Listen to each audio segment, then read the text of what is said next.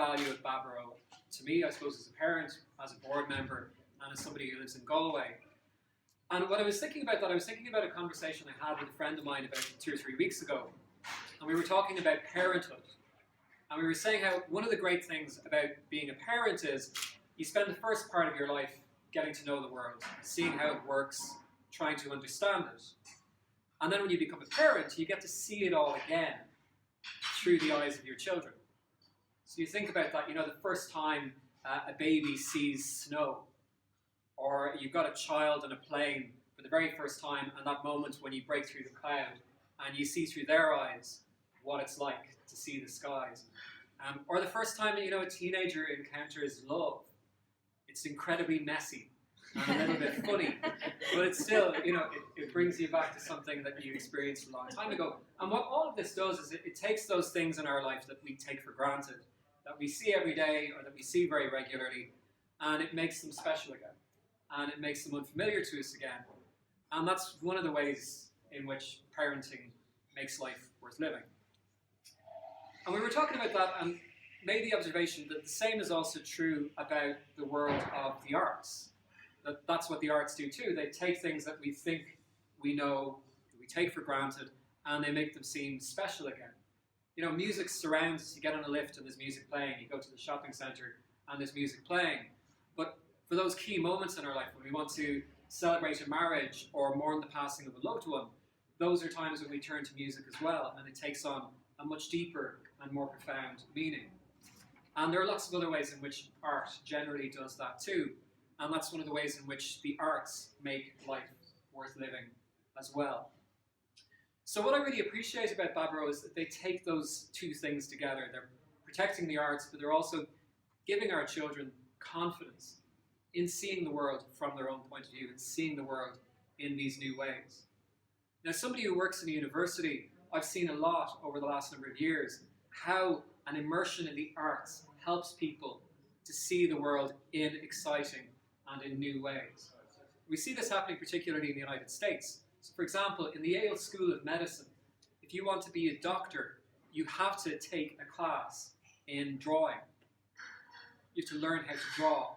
And so what they do is, you say you've got a plant like the thing we have in front of you there, and you say to a trainee doctor, don't draw the flowers, draw the spaces between the leaves. What you're doing there is you're teaching that person the skill of looking at something as if for the first time. And they have research that shows that when you teach young doctors to do this, when they go into an emergency room and they're faced with a patient with symptoms, they're not just going for the automatic thing, they're looking at the spaces between the person's symptoms, and they're better diagnosticians as a result of that. We see how in universities in California, there are people who are learning engineering, and they have shown, again through research, that if you want an engineer to solve a problem more accurately and more quickly, you get him or her to read a poem first, and they'll do it quicker, and they'll do it better, more accurately. And so what all of this shows is that the arts give people a way of thinking, a way of seeing the world that isn't just about the automatic, thoughtless thing of, that we all perhaps regularly do, but looking at the way things actually are rather than what we think they might be, and seeing things for their own value. We see this in other ways. As somebody who's a professor of drama, I'm very aware, again in the States, of the fact that the Googles of the world are not so much recruiting people in IT or in marketing anymore. They're turning to people like drama graduates, because they know that a drama graduate can think on their feet, can be creative, can work as part of a team. And that's just another example of it as well. So this is the value of Baboró, is that what it's doing is it's taking our children and it is giving them the opportunity to be creative, to understand that when a child sings a song or draws a picture or builds something, to knock it down, they're being creative. But what they're also learning is the capacity to wonder about how the world works. And it's that capacity, that thing of saying, I wonder what would happen if. That's what artists do. They say, I wonder what would happen if. But that's what entrepreneurs do as well. The next Irish entrepreneur who makes $1 billion will start with the words, I wonder what would happen if. The person who cures cancer will start with the words, I wonder what would happen if. If we put a robot on Mars, it will start with those words too.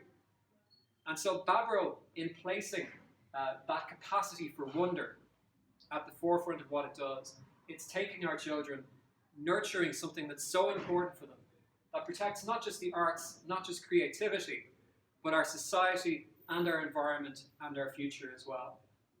So as a parent, as a Galwegian, as a member of the board, that's why I value Baboró, that's why I support Baboró, and I'd encourage you all to do the same as well. Thank you very much, everybody.